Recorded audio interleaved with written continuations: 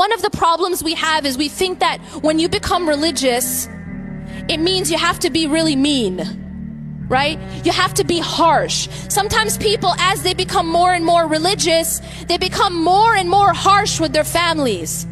All of a sudden, everything is haram, and now they've actually become more hardened.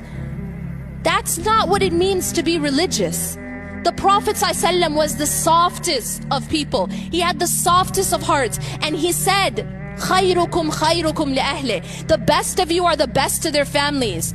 It's not that the best of you are the best to those in the masjid, or the most polite to the people at the cash register, but the best to your families. That's actually the litmus test of your righteousness. How do you treat your family when you get home?